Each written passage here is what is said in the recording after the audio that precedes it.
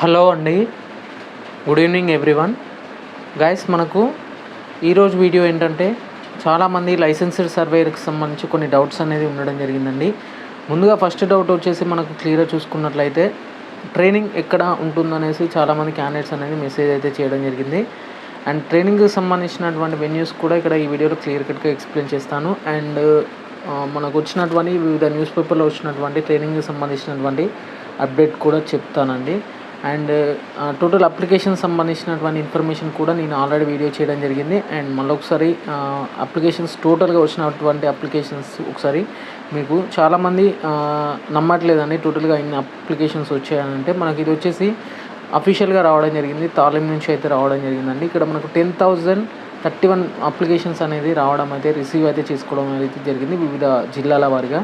Friends, ఇక్కడ మీకు doubts వచ్చేసి మనకు ముందుగా వచ్చేసి చూసుకున్నట్లయితే చాలామంది అడగడం జరిగింది ఏంటంటే ఇక్కడ 10,000 పోస్టర్స్ ఏవైతే ఉన్నాయో అంటే 10,000 అప్లికేషన్స్ అనేది ఇక్కడ 10,000 అప్లికేషన్స్ అనేది రావడం జరిగింది కదా. మళ్ళీ వీరిని ఎట్లా ఫిలప్ చేస్తారు అంటే ఈ అప్లికేషన్కి సంబంధించి 5,000 లైసెన్స్డ్ సర్వేయర్స్కి 10,000 అప్లికేషన్స్ అనేది రిసీవ్ చేసుకోవడం జరిగింది కదా, మరి ఎలా చేస్తారనేసి చాలామంది క్యాండిడేట్స్ అడగడం జరిగింది. ఫ్రెండ్స్, ఇక్కడ చూసుకున్నట్లయితే లైసెన్స్డ్ సర్వేయర్ వచ్చేసి మనకు కావాల్సినది ఒక 5,000 లైసెన్స్డ్ సర్వేయర్స్కి అయితే మనకు అప్రూవల్ అనేది రావడం జరిగిందండి. ఈ 5,000 లైసెన్స్డ్ సర్వేయర్లో మనకు 10,000 అప్లికేషన్స్ రావడం వల్ల మనకు ఈ 10,000 అప్లికేషన్స్లో నుంచి చాలా వరకు అయితే మనకు కొన్ని మిస్టేక్స్ అయితే చేసిన వారు అయితే ఉండడం జరుగుతుందండి. అండ్ ఈ మిస్టేక్ చేసిన వారిని అవాయిడ్ చేస్తూ మనకు 5,000గా తీసుకోవడం అయితే జరుగుతుంది. ఖచ్చితంగా వాళ్ళు మీ యొక్క క్వాలిఫికేషన్ బట్టి కానీ లేకపోతే మీ యొక్క మార్క్స్ బట్టి కానీ ఇక్కడే ఫిల్టర్కి అయితే కావడం జరుగుతుంది. అండ్ ఇక్కడ ఒకవేళ దీనికి సంబంధించి చూస్తే అండ్ 60% ఖచ్చితంగా ఉండాలి కాబట్టి 60% ఉన్న క్యాండిడేట్స్కి మాత్రమే మెరిట్ లిస్టు అయితే రావడం జరుగుతుంది, అంటే సెలక్షన్ లిస్ట్లో రావడం జరుగుతుందండి. అండ్ ఈ సెలక్షన్ లిస్ట్లో వచ్చిన క్యాండిడేట్స్ ఎవరైతే ఉంటారో వాళ్ళకి ట్రైనింగ్ కంప్లీట్ అయినాక మళ్ళీ ఎగ్జామ్ పెట్టడం జరుగుతుంది. ఈ ఎగ్జామ్లో వాళ్ళు ఖచ్చితంగా 60% ఎబోవ్ తెచ్చుకున్న క్యాండిడేట్స్కి మాత్రమే మీకు లైసెన్స్ అనేది ఇష్యూ అయితే చేయడం జరుగుతుంది. అండ్ మళ్ళీ మీరు ఎగ్జామ్లో మెరిట్ వచ్చినాకనే మీకు లైసెన్స్ అనేది ఇష్యూ చేస్తారండి. అండ్ ఇక్కడ చాలామంది క్యాండిడేట్స్ అడగడం జరిగింది ఏంటంటే ఇంకొక విషయం, ఈ ట్రైనింగ్కి సంబంధించి ఎంతమంది క్యాండిడేట్స్ని సెలెక్ట్ చేస్తారనేసి కూడా అడగడం జరిగిందండి. ట్రైనింగ్కి సంబంధించి క్యాండిడేట్స్ వచ్చేసి అంటే నాకు తెలిసిన ఇన్ఫర్మేషన్ ప్రకారం తాలింలో ఒక 250 నుంచి 300 మధ్య మెంబర్స్ వచ్చేసి ఇక్కడ సెలెక్ట్ అంటే వాళ్ళకైతే ట్రైనింగ్ అనేది నిర్వహించడం జరుగుతుందండి. అండ్ ఇక్కడ ట్రైనింగ్ ఎక్కడ ఉంటుందో కూడా నేను చెప్తాను లాస్ట్ వీడియోలో, అంటే లాస్ట్ మినిట్లో క్లియర్ కట్గా చెప్తాను ట్రైనింగ్ సంబంధించి. అండ్ కొంతమంది డౌట్స్ వచ్చేసి ఏంటంటే ఫిజికల్ సర్టిఫికేట్ ఎక్కడ ఇష్యూ చేస్తారో అండ్ ఎక్కడ సబ్మిట్ చేయాలనేది అడగడం జరుగుతుంది. ఫిజికల్ వచ్చేసి నియర్ బై ఏరియా ఏదైతే హాస్పిటల్స్ ఉన్నాయో ఏరియా హాస్పిటల్స్ ఏవైతే ఉన్నాయో అందులో ఖచ్చితంగా మీ యొక్క ఫిజికల్ సర్టిఫికేట్స్ అనేది ఇష్యూ చేసుకోవడం జరుగుతుంది. అక్కడ వాళ్ళను కన్సర్న్ డిపార్ట్మెంట్ అడగండి, ఒకసారి వాళ్ళు చెప్తారు. అండ్ మీ యొక్క ఫిజికల్ సర్టిఫికేట్ అంటే ఏమేమి ఉంటుందంటే మీ యొక్క హైట్ ఉంటుంది, ఖచ్చితంగా మీ హైట్ని మెజర్ చేస్తారు. అండ్ మీ యొక్క వెయిట్ని మెజర్ చేస్తారు. అండ్ మీ యొక్క బ్లడ్ శాంపిల్స్ కానీ యూరిన్ శాంపిల్స్ అండ్ వివిధ రకాల టెస్ట్లు అనేది నిర్వహించడం జరుగుతుంది. నిర్వహించిన తర్వాత మీరు ఈ పోస్ట్కి ఫిట్ అనే విధంగా ఒక సర్టిఫికేట్ అనేది రూపొందించడం జరుగుతుంది. ఆ సర్టిఫికేట్ కూడా నేను టెలిగ్రామ్లో మెన్షన్ చేయడం జరిగింది.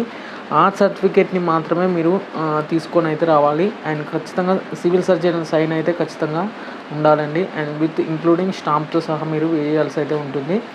అండ్ నెక్స్ట్ వన్ వచ్చేసి ఏంటంటే చాలామంది దీనికి సంబంధించి అంటే అసెస్మెంట్ టెస్ట్ ఏదైతే ఉంటుందో అది ఎప్పుడు నిర్వహిస్తారు అండ్ ఇక్కడ సెలక్షన్ లిస్ట్ ఎప్పుడు వస్తుందని అడగడం జరిగింది. సెలక్షన్ లిస్ట్ వచ్చేసి ఎప్పుడు వస్తుందంటే సెలక్షన్ లిస్ట్ వచ్చేసి 23rd అయితే రావడం జరుగుతుందండి. 22nd లేదా 23rd ఖచ్చితంగా దీనికి సంబంధించినటువంటి సెలక్షన్ లిస్ట్ అనేది రావడం అయితే జరుగుతుంది. కొంచెం వెయిట్ చేయండి, నీకు అప్డేట్ రాగానే క్లియర్ కట్గా మెన్షన్ చేస్తాను. అండ్ ఇక్కడ ట్రైనింగ్కి సంబంధించినటువంటి ఇన్ఫర్మేషన్ చూసుకున్నట్లయితే ట్రైనింగ్ ఎప్పుడు ఉంటుంది అనేసి అడగడం జరుగుతుంది. ట్రైనింగ్ వచ్చేసి సెలక్షన్ లిస్ట్ వచ్చాక ట్రైనింగ్ అనేది కండక్ట్ చేయడం అయితే జరుగుతుందండి. Selection list after selection list అండి. సెలక్షన్ లిస్ట్ రాగానే మీకు క్యాండిడేట్స్ సంబంధించి ఒకసారి చూసుకొని మీకు హెడ్ క్వార్టర్స్ వారుగా మీకు ఇష్యూ అయితే చేయడం జరుగుతుంది. అండ్ ఉమెన్ సర్వేయర్ ఎవరైతే ఉంటారో, అంటే ఉమెన్కి సంబంధించిన క్యాండిడేట్స్ ఎవరైతే ఉంటారో వాళ్ళు ఖచ్చితంగా సర్వేకి అప్లై చేయాలా. చేసిన క్యాండిడేట్స్ ప్రెగ్నెన్సీ ఉమెన్కి సంబంధించిన క్యాండిడేట్స్ కూడా ఉండడం జరిగింది కాబట్టి ఆ క్యాండిడేట్స్ కూడా ఇక్కడ ట్రైనింగ్ ఉంటుంది వాళ్ళకు కూడా అనేది చెప్పడం జరుగుతుంది. అండ్ ఉమెన్ క్యాండిడేట్స్ ఎవరైతే ఉన్నారో, ఉమెన్ ప్రెగ్నెన్సీ క్యాండిడేట్స్ ఎవరైతే ఉన్నారో వాళ్ళు ఖచ్చితంగా మీరు నార్మల్గా ప్రెగ్నెన్సీకి సంబంధించి ఒక టైం ఉంటుంది కదా, సర్టన్ టైంలో కేటాయించి మీరు ఫీల్డ్కి అయితే రావాల్సి అయితే ఉంటుంది. అండ్ ఆఫ్టర్ ప్రెగ్నెన్సీయా బిఫోర్ ప్రెగ్నెన్సీ అనేది ఒక టైం ఉంటుంది. అండ్ మెచ్యూరిటీ అండ్ దానికి సంబంధించిన సపరేట్ టైం ఉంటుంది కదా, టైంకి కంప్లీట్ అవ్వగానే రావాల్సి ఉంటుంది. అండ్ నాకు తెలిసి ఉమెన్ ప్రెగ్నెన్సీ క్యాండిడేట్స్ అయితే తక్కువ అప్లికేషన్ చేశారని అనుకుంటున్నా. మోస్ట్ ఆఫ్ ది క్యాండిడేట్స్ వచ్చేసి ఎక్కువ మోతాదులో మనకు ప్రైవేట్ సర్వేయర్ మాత్రమే అప్లికేషన్ చేయడం జరిగిందండి. అండ్ ఉమెన్ క్యాండిడేట్స్కి సంబంధించి ఉమెన్లో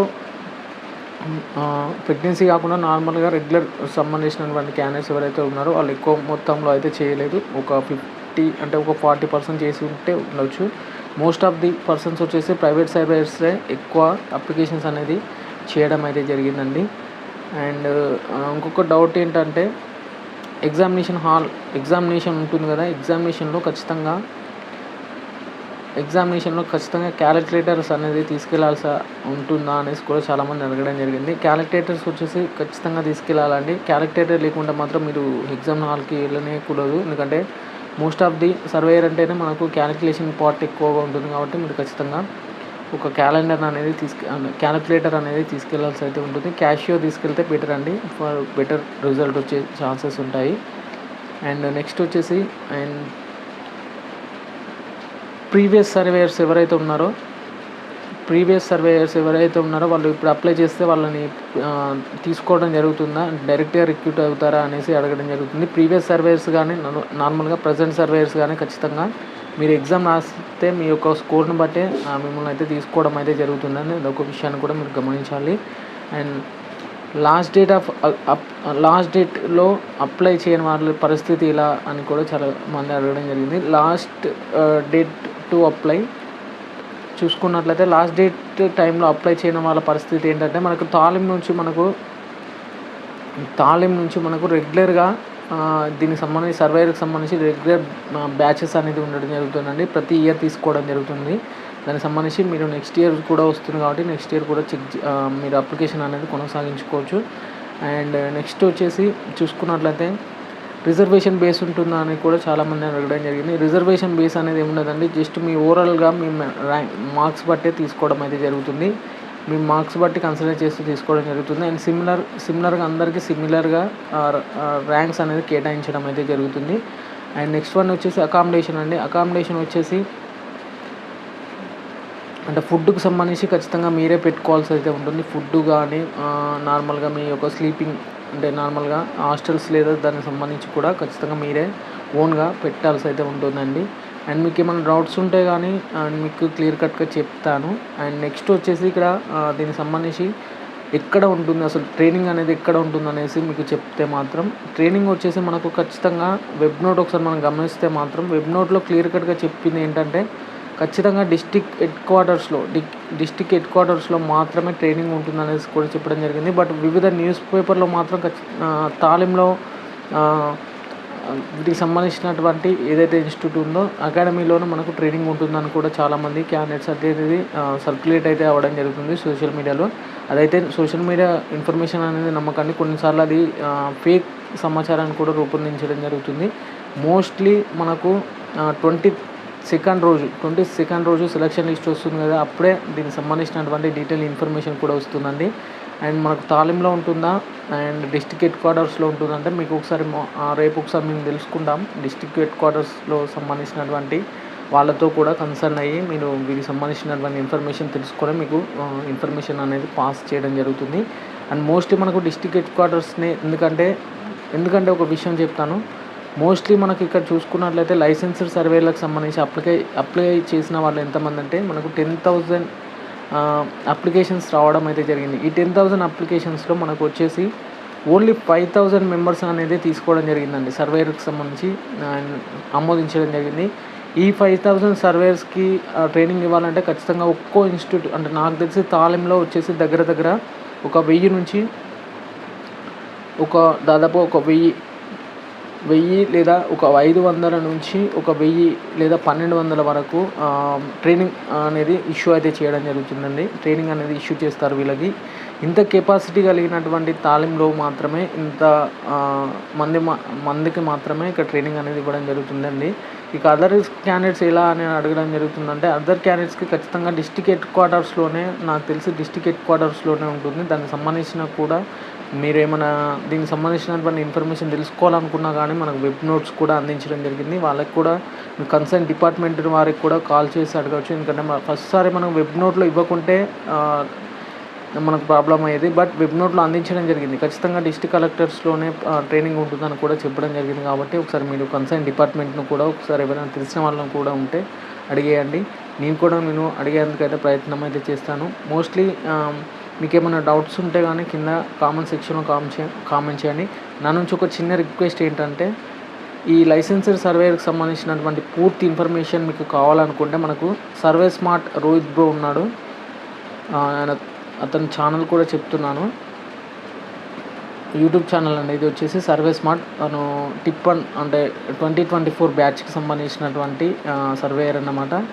తను కూడా ప్రిపేర్ అవుతున్నాడు. కాబట్టి మీకు ఏమైనా డౌట్స్ ఉంటే ఖచ్చితంగా సర్వే స్మార్ట్ యూట్యూబ్ ఛానల్ని అయితే సబ్స్క్రైబ్ చేసుకొని పెట్టుకోండి. నాకన్నా ఎంతో నీట్గా మీకు సర్వేకి సంబంధించినటువంటి డీటెయిల్ ఇన్ఫర్మేషన్ అనేది అప్డేట్ అయితే చేయడం జరుగుతుంది.